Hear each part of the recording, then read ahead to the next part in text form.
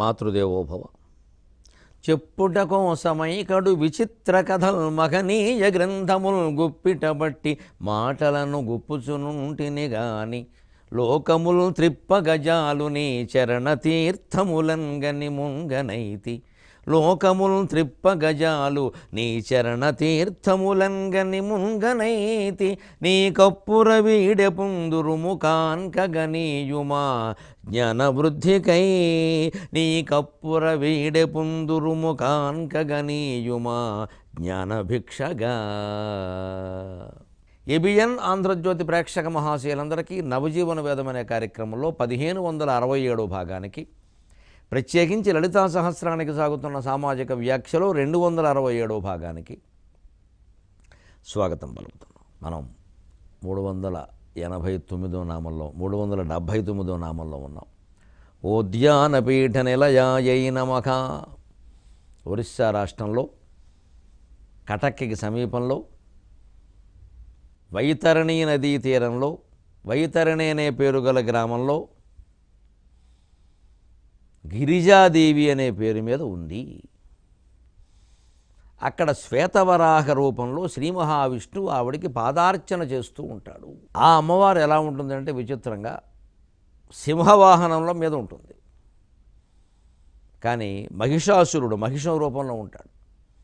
ఓ చేత్తో వాడు తోక పట్టుకుని ఉంటుంది, ఇంకో చేత్తో ఖడ్గం పట్టుకుని ఉంటుంది ఖండించడానికి. ఇదే ఆవిడ రూపం. సింహవాహనం, మహిషాసురుడిని పట్టుకోవడం, ఓ చేత్తో తోక ఓ చేత్తో ఖడ్గం పట్టుకుంటుంది, సింహవాహనం మీద ఉంది. ఇది గిరిజాదేవి యొక్క రూపం. అది ఒరిస్సా ప్రాంతం. అక్కడ వభయోరభేదకాని ప్రకారం వకారం బకారం బకారం వకారన్నా పలుకుతారు కాబట్టి ఆ నదిని వాళ్ళు విరజా నది అని పిలుస్తారు. కాబట్టి అమ్మవారిని కూడా బిరజాదేవి అని పిలుస్తారు. మనం అక్కడికి వెడితే ఇదేమిటని కంగారు పడకూడదు. ఆవిడే విరజ, ఆవిడే బిరజ, ఆవిడే గిరిజ. ఓడ్యానే గిరిజాదేవి, ఓడ్యానే గిరిజాదేవి భక్తరక్షణ తత్పర. త్రిశక్తీనాం స్వరూపాచ లోకత్రాణపరాయణ. విరజావరపర్యాయ స్థిత వైతరణీతటే. ఓడ్యానే గిరిజాదేవి భక్తరక్షణ తత్పర స్థిత వైతరణీతటే. బిరజా వరపర్యాయ స్థిత వైతరణీతటే. త్రిశక్తీనాం స్వరూపాచ లోకత్రాణపరాయణ. నిత్యం భవతు సా దేవి వరదా కులవర్ధిని. నిత్యం భవతు సా దేవి వరదా కులవర్ధిని. ఉద్యానే గిరిజాదేవి. ఉద్యానం అనేటువంటి పట్టణంలో గిరిజాదేవి రూపంలో ఉందండి చూడండి అన్నారు. అంటే మన శరీరంలో సరిగ్గా ఉద్యానపీఠం ఉన్నట్టే భూమండలం మీద ఒకచోట ఉద్యానపీఠం ఉంది. అంచేత భూమండలానికి సంక్షిప్త రూపమే మన శరీరం. అందుకే మన శరీరం, అందులో ఉండేటువంటి స్థానాలు, మనస్సు, బుద్ధి, అహంకారము, అంతఃకరణ ఇవన్నీ అర్థమైతే భూమండలం అంతా అర్థమవుతుంది. అందుకే తనను తాను తెలుసుకుంటే సర్వము తెలుసుకున్నట్టే అన్నారు. మనల్ని ముందు మనం మార్చుకుంటే మిగిలిన వాళ్ళందరినీ మనం మార్చినట్టే. ఆ ఎదుటి వాళ్ళని మార్చడానికో దేన్నో బాగు చేయడానికో చూపించే శ్రద్ధ మన మీద చూపిస్తే సరి. దాని ప్రభావంతో లోకంలో జరిగేంత జరుగుతుంది. ఎందుకంటే మనం ఏమీ చెప్పకపోయినా ఏదో ఒక రూపంలో ఆ సుగంధం వ్యాపిస్తుంది. చెప్పే అవకాశం ఉన్నవాళ్ళు చెబుతూనే ఉంటారు, ఆ మాటల ద్వారా వ్యాపిస్తుంది. అందుకే ఇక్కడ ఓడ్యానే గిరిజాదేవి, ఉద్యానపీఠంలో గిరిజాదేవి రూపంలో ఉన్నావమ్మ. పిత్రర్చన ఫలప్రద అన్నారు. ఓద్యానే గిరిజాదేవి పిత్రర్చన ఫలప్రద. అక్కడ పితృకార్యాలు చేస్తారు ప్రత్యేకంగా, అవి ఎక్కువ ఫలిస్తాయని ప్రజల విశ్వాసం. బిరజా వరపర్యాయ స్థిత వైతరణీతటే. స్థానిక ప్రజలు బిరజాదేవి అంటారు ఒరిస్సా భాష ప్రకారం. కానీ ఆవిడ విరజాదేవి, ఆవిడే గిరిజాదేవి. స్థిత వైతరణీతటే. వైతరణి నదీ తీరంలో ఉంది. ఆ గ్రామం పేరు కూడా వైతరణియే, కటక్కి దగ్గరలో ఉంది. అష్టాదశ శక్తి పీఠాల్లో 11వ పీఠం. త్రిశక్తీనాం స్వరూపాచ. విద్యాశక్తి, లక్ష్మీశక్తి, పార్వతీశక్తి, దేహశక్తి, ఈ 3 శక్తుల సమ్మేళనం. విద్యాశక్తి సరస్వతి, ధనశక్తి లక్ష్మీదేవి, శారీరక శక్తి పార్వతి. ఈ 3 శక్తుల యొక్క సమ్మేళనంగా అది త్రిశక్తి పీఠం. త్రిశక్తీనాం స్వరూపాచ లోకత్రాణపరాయణ. లోకాన్ని రక్షించేవి మూడే శక్తులు: డబ్బు, శరీర బలం, బుద్ధిబలం. బుద్ధిబలమే విద్య, డబ్బు, ధనబలం, శరీర బలం, బలం. ఈ మూడే ప్రధానం వ్యక్తి జీవితంలోనైనా వ్యవస్థ జీవితంలోనైనా. ఈ మూడింటినే మనం పవిత్రంగా కాపాడుకోవాలి. విద్య ఉంది అంటే మన జ్ఞానం పెంచుకోవాలి, 10 మందికి జ్ఞానాన్ని పంచిపెట్టాలి. అంతేకాని వాదాలు, వివాదాలు, గొడవలు కాదు. అలాగే శరీర బలం ఉంది అంటే బలహీనుల్ని కాపాడాలి. ఊరికే బలం ప్రదర్శించి బలహీనుల భూములు, ఇళ్ళు ఆక్రమించడం కాదు. ధనబలం ఉందంటే మనం అనుభవించగలిగేది అనుభవించాలి, మిగిలింది దానం చేయాలి. అందుకని అక్రమంగా సంపాదించి మూటలు కట్టుకోవడానికి కాదు. ఇదే విద్యాబలం, ధనబలం, శరీర బలం మూడింటిని ఉపయోగించుకునే విధానం. అందుకే అమ్మవారు ఈ 3 శక్తులతో ఉంటుంది అక్కడ. లక్ష్మీ, పార్వతి, సరస్వతి అండంలో కూడా మన ఉద్దేశాలు ఇవే. లోకం నడవడానికి ఆ 3 శక్తులే అవసరం. ఆ 3 పురుషుల యొక్క అధీనంలో ఉన్నాయి. అంటే మగవాళ్ళ పెత్తనం అని కాదు, అక్కడ ఒకే శక్తి పురుషుడిగా స్త్రీగా మారింది. ఈ శక్తి లేకపోతే వాళ్ళు ఏం చేయలేరు, చేతకాంత అద్దమ్మలని చెప్పనే చెప్పారు. ఇంకేమిటి అక్కడ, ఎవరికి ప్రాధాన్యం లేదు, ఉంటే అందరికీ ఉంది. సృష్టికి విద్యాశక్తి అవసరం. ఎందుకంటే అవిద్య, అది విద్య, అసలైన సృష్టి విద్య. ఈ జగత్ సృష్టి అవిద్య. బ్రహ్మమయంగా జరిగినటువంటి సృష్టి విద్య, జగత్ రూపంలో కనపడుతున్న సృష్టి అవిద్య. అందుకే విద్యాశక్తి బ్రహ్మకి. లోకాన్ని పాలించాలంటే డబ్బు అవసరం, కుటుంబం నడవాలంటే డబ్బు అవసరం కదా. 14 లోకాలు నడిపేవాడికి డబ్బు లేకుండా అలాగే. అందుకే లక్ష్మీదేవి. మళ్ళీ వీటన్నిటినీ ఉండ చుట్టి ఓ దాంట్లో ఒకటి కలిపేయాలంటే అపారమైనటువంటి బలము, శక్తి అవసరం. ఆ పని చేసేది సంహార శక్తి రుద్రుడు చేస్తాడు, ఆయన భార్య పార్వతి. శారీరక శక్తి, ధనశక్తి, విద్యాశక్తి, ఇవే 3 దేవతలు: పార్వతి, సరస్వతి, లక్ష్మి. ఇది హిందూ పురాణ తత్వం, హిందూ విగ్రహారాధనలో ఉండే రహస్యం. ఇవి మన జీవితంలో కూడా ఆ శక్తులను మనం కాపాడుకోవాలి. అందుకే త్రిశక్తీనామ స్వరూపాచ అనగానే శ్లోకంలో ఏమన్నారంటే లోకత్రాణపరాయణ.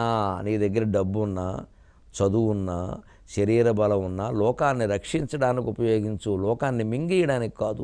నువ్వు నెంబర్ 1 అవ్వడం, నువ్వు పెద్ద నాయకుడు అవ్వడం, నువ్వు కోట్లు సంపాదించుకోవడం ముఖ్యం కాదయ్యా. లోకం బాగుండాలి, లోకం బాగుండాలి, లోకం బాగుండాలి. ఇది మన సంస్కృతి. మనం ఇప్పుడు విద్యా వ్యవస్థలో ఇది నేర్పుతున్నామా? పిల్లలకి ఈ మాటలు చెబుతున్నామా? ఈ అమ్మవారికి దండం పెట్టుకొని నీకు చదువు బాగా వస్తుంది, ఈ అమ్మవారికి దండం పెట్టుకొని నీకు డబ్బులు బాగా వస్తాయి, ఈ అమ్మవారికి దండం పెట్టుకొని నీకు ఫస్ట్ ర్యాంక్ వస్తుంది. ఎందుకు వాడికి ఫస్ట్ ర్యాంక్ రావడం? సంస్కారవంతుడు కానప్పుడు. నువ్వు సంస్కారవంతుడు కావడం ముఖ్యం, నువ్వు అబద్ధం ఆడకుండా ఉండడం ముఖ్యం, నువ్వు ధర్మాన్ని నిలబెట్టడం ముఖ్యం, నువ్వు నీతిగా బతకడం ముఖ్యం, నువ్వు నిజాయితీగా బతకడం ముఖ్యం. మన ఆస్తులన్నీ పోయినా పర్వాలేదు, నువ్వు నిజాయితీగా ఉండడం ముఖ్యం అని ఏ తల్లైనా ఏ తండ్రైనా పిల్లలకి చెబితే వారికి శతకోటి నమస్కారాలు. వారే సరస్వతి బ్రహ్మలు, వారే లక్ష్మీనారాయణులు, వారే పార్వతీ పరమేశ్వరులు, వారికి నమస్కారం. వారే అరుంధతి వశిష్ఠులు. తల్లిదండ్రులు పిల్లలకి చెప్పవలసిన విషయాలు. ఆస్తి అంతా పోయినా పర్వాలేదు, నీ నీతికి నిలబడు, నిజాయితీగా ఉండవు. యథోప్రాణం పోతే పోయింది. ఈ మాట రావాలి. ఈ మాట పిల్లలకి చెప్పాలంటే ముందు మనం అలాగే ఉండాలి. 10 రూపాయలు ఆర్టీసీ బస్సు టికెట్ కూడా కక్కుర్తిపడి అర టికెట్ అని అబద్ధం ఆడతాం మనం. అది పిల్లలు చూస్తూనే ఉన్నారు, ఇంక వాళ్ళే నేర్చుకుంటారు. అదే నేర్చుకుంటున్నారు వాళ్ళు. నీ డబ్బు ముఖ్యం, నీ చదువు ముఖ్యం, నీ ర్యాంక్ ముఖ్యం, నువ్వు బాగుండడం ముఖ్యం. నువ్వు బాగుండడం కోసమే మేము ఇవన్నీ చేసాం. అప్పుడు వాడికి అర్థమైపోయింది. నేను కూడా తల్లిదండ్రులు ఎంత అమాయకులు అంటే పాపం అనుకుంటారు కొంతమంది, వాళ్ళు బాగుండడం కోసమే మనం అన్నీ చేసాం. అస్తమానం చెబుతున్నాం కూడా ఆ విషయాన్ని. నేను మా అబ్బాయికి చెబుతూ ఉంటాను, ఒరే నాన్నగారంతా మన కోసమే అన్నీ చేస్తున్నారు. ఈ మాటలో ఒక పిల్లాడికి అర్థమయ్యేది ఎలా ఉంటుందంటే, నాన్నగారు నా కోసం అన్నీ చేస్తున్నారంటే ఈవిడేమనుకుంటుంది చెప్పేవాడ, వీడు మళ్ళీ నాన్నగారి కోసం తన కోసం ఏదో చేస్తాడు అనుకుంటాడు. వాడు అలా తీసుకోడు దాన్ని. నాన్నగారు నా కోసం అన్నీ చేస్తున్నారా అంటే తండ్రి కొడుకు కోసం చెయ్యాలి, తండ్రి కోసం ఏం చేయక్కర్లేదు. అంటే నేను నా కొడుకు కోసం చేసుకుంటాను, అయిపోయింది. మీనింగ్ మారిపోయింది. నీ బాగుపడడం కోసమేరా మేము ఇంత చేస్తున్నావు, అర్థం చేసుకోవటాన్ని పిల్లాడిని అన్నం తింటూ బతిమాలతో మాట్లాడామనుకోండి, వాడు ఎలా అర్థం చేసుకుంటాడు? ఓహో, నేను బాగుపడడం కోసం వీళ్ళు ఇవన్నీ చేస్తానంటే నేను కూడా వీళ్ళు బాగుపడడం కోసం ఏం చేయక్కర్లేదు, నా కొడుకు బాగుపడడం కోసం నేను చేసుకోవాలి. అర్థమైపోయింది. వీళ్ళు ఎందుకు చేస్తున్నారు? ఇది వీళ్ళ తండ్రికి తల్లిదండ్రులకు చేయని సేవలు నాకెందుకు చేస్తున్నారు? వీళ్ళకి పుట్టబట్టి వీళ్ళ అమ్మా నాన్న ఇంట్లో ఉన్నారు, వాళ్ళని సరిగ్గా చూడలేదే, వాళ్ళని ఓల్డేజ్ హోమ్లో పెట్టారే, నాకు మాత్రం చేస్తున్నారు ఇక్కడ. నన్ను రెసిడెన్షియల్ స్కూల్లో పెట్టేసి మాటిమాటికి వచ్చేసి ముద్దలు తినిపించేసి శనాది వారాలు నీకోసమే నీకోసమే నీకోసమే అంటున్నారు. అప్పుడు ఈ పిల్లడు ఆలోచిస్తాడు.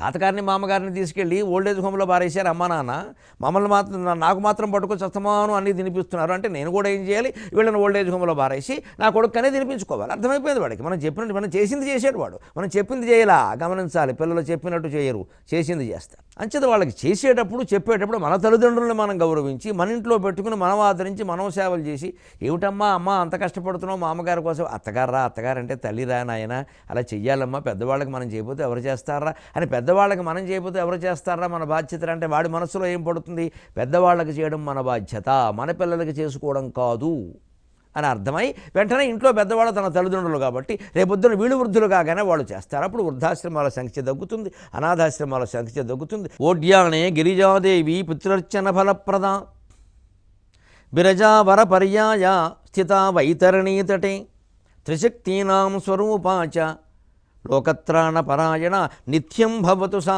దేవి వరదా కులవర్ధిని. లోకత్రాణపరాయణ అన్న దాంట్లో ఇంత విశేషం ఉందమ్మా. మన ధనశక్తి, మన శరీర శక్తి, మన విద్యాశక్తి మొత్తం లోకాన్ని కాపాడడానికి, మన సొంతం కోసం కాదు. అందులోనే మన సొంతం కూడా ఉంటుంది. మనం అన్నం తినడం మానేసి ఎవరికి పెట్టమని ఎవరు చెప్పలేదుగా. తనకు మించిన ధర్మం లేదు, మొదలు చెడ్డ బేరం లేదు. వస్తువుని వ్యాపారస్తుడు ఎవరైనా ఎంత మానవత్వం ఉన్నా, ఎంత లోకం మీద ఎంత దయ ఉన్నా అమ్ముతాడు, లాభం తగ్గించుకుంటాడు. కానీ అసలు ధర కంటే తగ్గించి అమ్మమంటే అలాగే ఆయన ఏమైపోవాలి? పోనీ ఇంతే 100 రూపాయల వస్తువుని మరీ 200కి 300కి అమ్మకాయ బాబు అంటే, పోనీ నిజమైన బాబు 150కి అమ్ముతాడు, 125కైనా అమ్ముతాడు, పోనీ నాకు అది వస్తే చాలండి అని. అందుకని 100 రూపాయల వస్తువులు 90కి అమ్మమంటే ఎంతకాలం వ్యాపారం చేస్తాడు ఆయన? మొదలు చెడ్డ బేరం ఉండదు, తనకు మాలిన ధర్మం లేదు. మనం దండం మానేసి ఎవరికి పెట్టమని ఎవరూ చెప్పలేదండి. ధర్మార్థకామ మోక్షాలు, అర్ధకామాలు చూసుకోమని, నీ డబ్బు నువ్వు సంపాదించుకో, నీ కోరికలు నువ్వు తీర్చుకో, కానీ అర్ధానికి ముందు ధర్మం ఉంది గమనించు, ఆ కామానికి ముందు మోక్షం ఉంది గమనించు. ధర్మమోక్షాల మధ్యలో అర్ధకామాలని బిగించారు హిందూ ఋషులు. అంచేత ఈ అర్థాన్ని ధార్మిక కార్యకలాపాలకు వినియోగించాలి. ఈ కామవాంఛల్ని కోరికల్ని తగ్గించుకుని మోక్షం కోసం ప్రయత్నం చేయాలి. అంత గొప్పది మన పురుషార్థ వ్యవస్థ, ధర్మ అర్థ కామ మోక్ష. అది లోకత్రాణపరాయణ.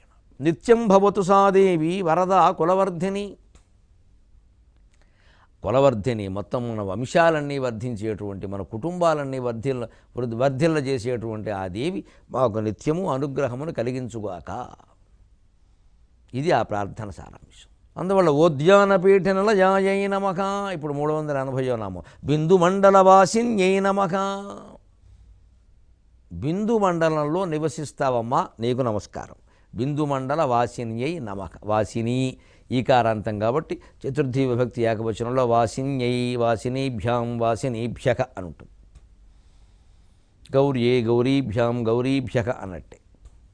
నమస్కారానికి ముందు ఎప్పుడు సంస్కృతంలో చతుర్థి విభక్తి ఉంటుంది. సహస్రనామాలు చదివే వాళ్ళందరూ ఇది గుర్తుపెట్టుకోవాలి. ఖచ్చితంగా నమః నమః నమః అని విడిగా నామాలు చదువుతున్నామంటే ఆ ముందు ఉండేటువంటి నామం చతుర్థి విభక్త్యంతంగా ఉండాలి. మరో విభక్త్యంతంగా ఉంది అంటే అచ్చు తప్పు అన్నమాట.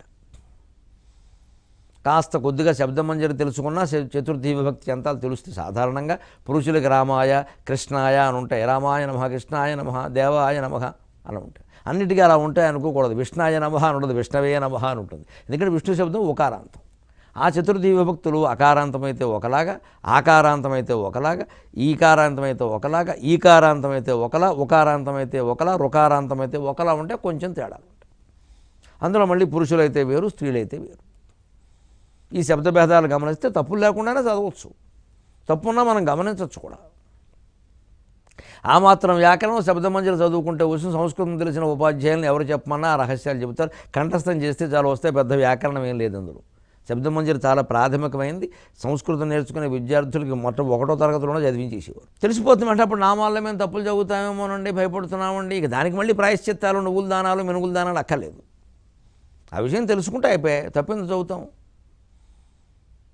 ఇది లెక్క. బిందు మండల వాసిన్యై నమః. ఏమిటి బిందు మండలం? సహస్రారమే బిందు మండలం. ఈ సుషుమ్నా నాడికుండా యోగశాస్త్ర ప్రక్రియ ప్రకారం ప్రాణవాయువు ద్వారా జీవశక్తిని ప్రయాణింపజేసి అంతిమంగా సహస్రారానికి చేర్చాలి, సహస్రార కమలానికి చేర్చాలి. అక్కడ కమలంలో తేనె బిందువులు ఉన్నట్టే బిందు మండలం ఉంటుంది. అందుకని బిందు మండల వాసిన్యై నమః. దాన్నే యోగశాస్త్ర పరిభాషలో సర్వానందమయ బిందుస్థానం అంటారు శ్రీచక్రంలో. సర్వానందమయ బిందుస్థానం అంటారు దాన్ని శ్రీచక్రంలో. అన్ని ఆనందాలకి మూలమైనటువంటి బిందువు. ఏదో ఆలోచించండి తెలుస్తుంది. ఏమిటి బిందు మండలం? అన్ని ఆనందాలకి మూలమైన బిందువు ఏది అంటే ఈ తెలుసుకోవడం చాలా సులభమైన ఉదాహరణ ద్వారా చెబుతానండి. కుళాయి తిప్పాం, బకెట్ పెట్టాం కదా, అక్కడ బిందు మండలం ఏర్పడుతుంది గమనించండి. నీటి బిందువులు మండలాకారంగా గుండ్రంగా ఉంటాయి కదా, నీటి బుడగలు అలా అలా అలా అలా వ్యాపించి అలా అలా అలా అలా పక్కెళ్ళిపోతూ ఉంటాయి. ఆ బకెట్ అంచులను తాకి పగిలిపోతూ ఉంటాయి, లేదా కొన్ని మధ్యలోనే పగిలిపోతాయి. అంచేది ఈ బిందు మండలం ఇక్కడ ఏర్పడింది కదా, బిందు మండలానికి మూలం ఏది? కుళాయి ధార. కుళాయి ధార లేకుండా బిందు మండలం ఏర్పడదుగా. అలాగ సహస్రార కమలంలో ఉండేటువంటి సుధా బిందు మండలానికి కూడా మూలమైంది శ్రీచక్రంలో మధ్యస్థానంలో ఉండే ఒకే ఒక బిందువు. అదే జీవి, అదే జీవత్వం, అదే దైవత్వం, అదే మూలం. దాన్నే చిత్ అంటారు, చిత్ కళ అంటారు, చిత్ అంటారు. కుళాయిలోంచి నీటి ధార పడకపోతే సన్నగానో లావుగానో ఏదైనా ఈ నీటి బిందువులన్నీ ఏర్పడవు కదా అసలు. అలాగే జీవితంలో మనం పొందేటువంటి అన్ని ఆనందాలు ఉన్నాయే బిందువుల రూపంలో, అవన్నీ బిందువులే, నీటి బుడగలు లాంటివే. జీవితంలో మనం ఆనందాలు అనుకునేవి ఆనందాలే కావు, అవి సుఖాలు. సుఖం వేరు, ఆనందం వేరు. మనం స్వాత్మానంద లవీభూత అన్నప్పుడు చాలా విశేషాలు చెప్పుకున్నాం. బ్రహ్మదేవుడు ఆనందానికి, ఇంద్రుడు ఆనందానికి దిక్కు లేదు. మన ఆనందాలు ఎంత పెద్ద పదవి వచ్చింది, పీఠం వచ్చింది అనుకున్నా వాడు ఆనందం ఎంత? ఆ పీఠం ఎక్కే వరకే, ఎక్కాక అన్నీ గొడవలే. పోనీ ఒక 5 ఏళ్ళు ఆ పదవిలో ఉన్నాడు, అనుభవించాడు, మళ్ళీ వెంటనే ఎన్నికలు రాగానే గొప్ప గొడవ. అవి మళ్ళీ ఉంటుందో ఉండదో, మళ్ళీ పోతుందేమో, ఇదో బెంగ. అసలు ఎక్కకపోతే ఈ గొడవ లేదు. పోనీ మళ్ళీ ఎక్కాడు అనుకోండి, అప్పుడు మళ్ళీ ఇంకో రకంగా. ఎందుకంటే పూర్వం వాళ్ళకి ప్రాధాన్యం ఇచ్చారు, ఇప్పుడు మేము ఎవరికో ఇస్తున్నారు, వారికి తగ్గిపోయింది, వీరికి పెరిగిపోయింది, నానా గొడవ. ఇప్పుడు పదవులు పీఠాలు అన్నీ ఆనందాన్ని ఇవ్వకపోగా దుఃఖాన్ని ఇస్తాయని అర్థమైందే లేదా? అలాగే ఏదో వయసులో ఉన్న కుర్రాడు లేదా వయసులో ఉన్న అమ్మాయి ఒక శారీరకమైన వాంఛల్లో ఉంటారు, ఆ వయసులో సహజం అది. వాటి నుంచి ఏవేవో ఊహిస్తూ ఉంటారు వాళ్ళు. సాటి అమ్మాయి మాట్లాడితే ఈ అమ్మాయికి ఏం అనిపించదు, కానీ వేరే అబ్బాయి ఎవరన్నా మాట్లాడేసరికి ఏదో ఒళ్ళంతా చెమలు తేళ్ళు పాకేస్తూ ఉంటాయి. ఈ అబ్బాయికి కూడా అంతే. సాటి స్నేహితులతో మగవాళ్ళతో మాట్లాడితే మామూలుగానే మాట్లాడతాడు. అమ్మాయి ఎవరన్నా వచ్చి పలకరించడానికి మాత్రం ఓ జలజల అయిపోతూ ఉంటాడు. ఇదే సహజం, ఇదే బిందు మండలం. కోరికలు ఏవో సుఖాలు పుట్టేసి లోపల వాంఛలు లేనిపోనివన్నీ. ఇక ఎక్కడి నుంచి ఒళ్ళంతా జలధరించేస్తుంది. ఇంకంతా అమ్మాయి వెనకాల అబ్బాయి, అబ్బాయి వెనకాల అమ్మాయి, ఇక చదువులు చెడ్డాయి. ఇవన్నీ ఎంతవరకు ఈ తిరిగే వాళ్ళని మీరు గమనించండి. ప్రేమించుకుంటున్నామనే పేరు మీద బండేసి తిరుగుతారు, జూమకార్లు వేసి తిరుగుతారు, రకరకాల చోట్ల తిరుగుతారు. ఈ కోరికలు 4 సార్లు తీరిపోయాక మొత్తం మోసాలు ద్రోహాలు మెరుగుతాయి. లేకపోతే ప్రేమించి పెళ్లి చేసుకున్న వాళ్ళు 3 నెలల్లో విడిపోతున్నారు, ఒకరినొకరు మోసగించుంటే ఎందుకు జరుగుతున్నాయండి? నిజంగా ప్రేమ అయితే ఎందుకు జరుగుతాయండి? అది కేవలం కామాకర్షణ. దాని నుంచి తట్టుకోలేకపోతున్నారు. మంచిదేమిటి? తాత్కాలిక క్షణిక సుఖాలు ఉన్నాయి, వీటిని పట్టుకుని ఆనందాల కింద చెప్పుకుంటున్నారు. వాటి మీద ఏవో పాటలు రాసి, సినిమా పాటలు సరే. ఇక మొత్తం ప్రేమ గురించిన పాటలు ఎలా ఉంటాయండి? ఇక మొత్తం కాళిదాసును, వ్యాసుడు, వాల్మీకి ఎవరో సరిపోరు వీళ్ళ ముందు. ఇంకా దాన్ని అంత గొప్పగా వర్ణించేస్తారు కవులు. వాళ్ళ గొడవ వాళ్ళది. వాళ్ళకి అది రాసినందుకు 1 లక్ష రూపాయలు ఇస్తారు. మనకు ఎవడు ఇస్తాడు? మనకి శిక్ష మిగిలింది, వాళ్ళకి 1 లక్ష మిగిలింది.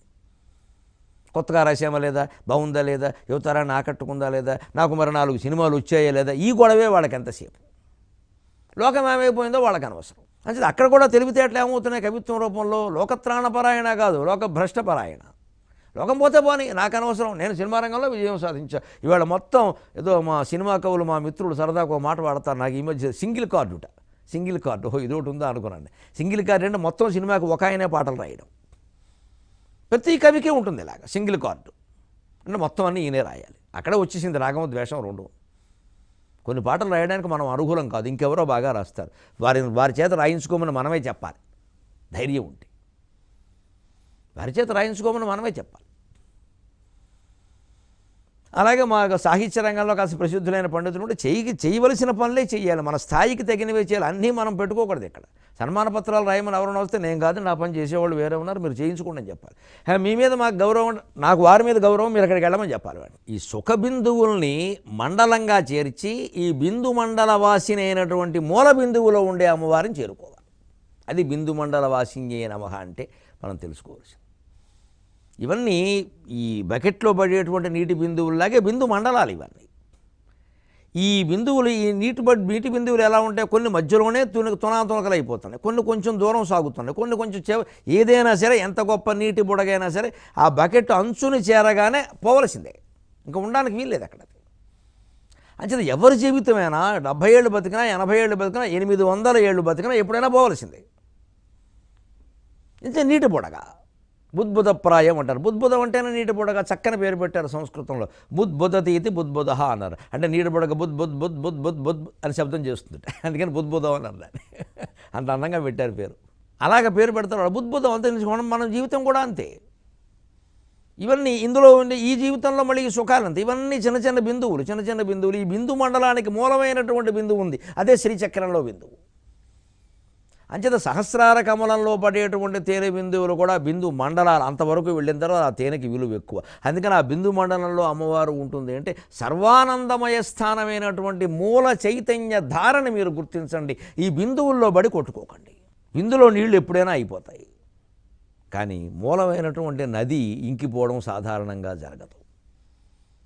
అది కాస్త సన్నబడచ్చు, చిక్కచ్చు, మళ్ళీ వర్షకాలంలో కాస్త ఎక్కువ వస్తుంది. కాలువలు ఎండిపోతూ ఉంటాయి వేసవకాలంలో. నదులు ఎండిపోవడం జరగదు, నదులు ఇంకిపోవడం జరగదు, పూర్తిగా ఎండిపోవచ్చు, కొద్దిగా సన్నబడవచ్చు, కానీ నది ఉంటుంది. అందులో గోదావరి, కావేరి, గంగా లాంటి నదులు జీవనదులు, కృష్ణ. మన మహానుభావులు ఆ నదుల్నే పాటు చేసుకున్నాం.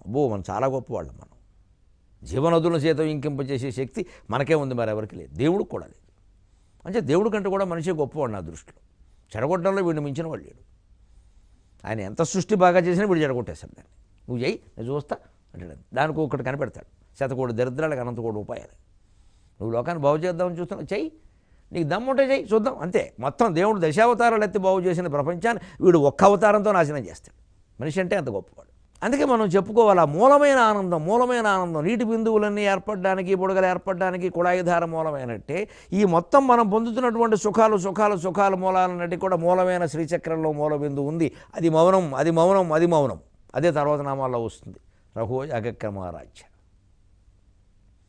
ఆ మూలమైన బిందువులోకి వెళ్ళిపోవాలి. అదే సర్వానందమయ స్థానం. అందుకే 381వ నామం రఘో యాగక్రమారాధ్యాయై నమః. రఘః యాగ, రఘోయాగ విసర్గసంతి. రఘోయాగక్రమ ఆరాధ్య, రఘోయాగ క్రమారాధ్య సవర్ణ దీర్ఘసంతి. రఘోయాగక్రమారాధ్యాయై నమః. రహస్యమైనటువంటి యాగక్రమం ద్వారా ఆరాధింపబడుతూ ఉంటావమ్మా, నీకు నమస్కారం. ఇక్కడ రహస్యమైన యాగము అంటే ఏకాంత యాగము అని అర్థం. రహస్యం అనగానే మనం క్షుద్రాచారాలన్నీ పెట్టేయకూడదు అక్కడ. రహస్యము అంటే ఏకాంతమైనటువంటి యాగం. అంటే కుండలినీ శక్తి చేత అధిష్ఠితమైనటువంటి చైతన్యాగ్నిలో చేసే పుణ్యహోమం అన్నారు దీని వ్యాఖ్యాత భాస్కర్ రాయలు, సింహం భట్ల వారు కూడా. కుండలినీ శక్తి చేత అధిష్ఠితమైన చైతన్యాగ్నిలో మనిషి చేసే పుణ్యహోమం, అదే ఈ రహోయాగం అన్నారు. కుండలినీ శక్తి చేత అధిష్ఠితమైనటువంటి చైతన్యాగ్ని అంటే జీవచైతన్యం ఏమైంది, పైనుంచి కిందికి పాములాగా కిందికి జారి ఆ తలతో సహా కింద చుట్టేసుకుని తోకని పైకి పంపించి కూర్చుంది ఇక్కడ. ఇప్పుడు మనం ఏం చేయాలి, ఇలా తోకని కిందికి దించి తలని పైకి లేపాలి. అది కుండలినీ శక్తి అంటే. ఆజ్ఞాచక్రం వరకు వెళ్ళడం. పాము తోక పైన ఉంది, ఇప్పుడు తల కింద ఉంది. దాన్ని ఇలా చుట్టుకుంది. 3.5 చుట్టలు. విష్ణుమూర్తికి 7 చుట్టలు, మనకి 3.5 చుట్టలు. ఎందుకంటే ఈయన జీవుడు, ఆయన దేవుడు, అంతే తేడా, కొలతలోనే తేడా. ఆయనకి చుట్టలు ఉన్నాయి, 7 చుట్టలు. ఇది 3.5, సరిగ్గా సగం చేసి ఈ తోక పైకి లేపింది. ఇప్పుడు ఈ మొత్తం సుషుమ్నా నాడిలో ఉన్నదంతా ఏమైంది, జీవశక్తి యొక్క తోక ఉంది, తల లేదు, వచ్చిన ఇబ్బంది. ఇప్పుడు మనం యోగ సాధన ద్వారా ఏం చేయాలి, క్రమంగా ఈ పైకి లేచిన తోకను మళ్ళీ కిందికి ఇలా లప్పించి అక్కడ హకారం దగ్గర నుంచి సకారం వరకు ధ్యానం. హంస హంస హంస సో హంసో హంసో హంసో హంసో హంసో అని ఆ తోకను కిందికి దించి ఇలా కిందికి వచ్చి, తోక ఎప్పుడైతే కిందికి వచ్చిందో తల పైకి లేస్తుంది. అప్పుడు ఈ శిరోభాగం పైకి పెడుతుంది. ఆ శక్తి సహస్రార కమలాన్ని చేరుకుంటుంది. దానికే సుబ్రహ్మణ్య తత్వం, సుబ్రహ్మణ్య ఆరాధన మనం చెప్పుకున్న భక్తమానస హంసిక అన్న నామంలో. అది విశేషం, అది యోగశాస్త్రం. అంటే సుబ్రహ్మణ్య స్వామి యోగ సాధనకి సంబంధించిన ప్రధాన దైవం, బ్రహ్మజ్ఞానం పొందాలి అంటే ఆ ఆరాధనా విధానాలు తెలుసుకోవాలి, మనం వాటి రహస్యాలు తెలుసుకోవాలి. ఈ రహోయాగం అంటే రహస్యం ఎవరికి కనపడకూడదన్న దానికంటే ఏకాంతంగా ఉండడం ప్రధానం. ఇక్కడ ఏకాంతంగా ఉండాలంటే ముందు ఎలా ఉండి ఏకాంతంగా ఉండడం మనకి సాధ్యం అవుతుందా అండి? ఏకాంతం వేరు, ఒంటరితనం వేరు, మనం గమనించాలి. ఆ తేడాలు తెలియాలంటే నీలంరాజు లక్ష్మీప్రసాద్ గారు శూన్య మనస్కత అని పుస్తకం రాశారు. ఏకాంతం, ఒంటరితనం రెండు సబ్ హెడ్డింగ్స్ కింద ఉంటాయి, ఉపశీర్షికల కింద. శూన్య మనస్కత, ఈ ఏకాంతం, ఒంటరితనం. ఎవరు లేరు మాట్లాడడానికి, నేను ఒక్కడనే ఉండిపోయాను నువ్వు బాధపడుతుంటే అది ఒంటరితనం కింద లెక్క. ఎవరు లేకపోవడం వల్లే కదా నేను సుఖంగా ఉన్నాను, ఎవడో ఉండడం, ఏదో మాట్లాడడం, ఎందుకు వచ్చిన గొడవ ఇది అని ఆనందించగలిగితే అది ఏకాంతం. ఆధ్యాత్మిక సాధన చేసుకోవడానికి ఏకాంతాన్ని మించినటువంటి మార్గమే లేదు. ఏ కాంత అనేదో దానికి వేరే అర్థం చెప్పక్కల. కాంత, కాంతుడు సమస్య కాదు, స్త్రీలేనా అంతే, ఏకాంతంగానే ఉండాలి. ఎంతసేపు ఈ మగవాళ్ళంతా మహాయోగులైనట్టు, ఆడవాళ్ళు ఏదో ఆ సాధనకు అడ్డమైపోయినట్టు. ఇక్కడ భార్య పిల్లల మీద వ్యామోహమే, భర్త పిల్లల మీద కూడా వ్యామోహమే. నన్ను అడిగితే భార్య వ్యామోహమైతే భర్త కూడా వ్యామోహమే, భార్య బంధమైతే భర్త కూడా బంధమే. భర్తతో బంధం చాలా పవిత్రం, భార్యతో బంధం మాత్రం ఏదో వదిలించుకోవాల్సిన వ్యవహారం అని మాట్లాడద్దని చాలా తప్పది. భార్యాభర్తల బంధం ఎప్పుడూ ఒకటే. ఒకరికొకరు బంధమైతే ఇంకొకరు కూడా అంతే. లేదు అనుబంధాలైతే రెండు అనుబంధాలే. అంచేత యోగ సాధన విషయంలో స్త్రీ పురుష భేదం లేదు, గ్రహింతుముగాక. సెలవు.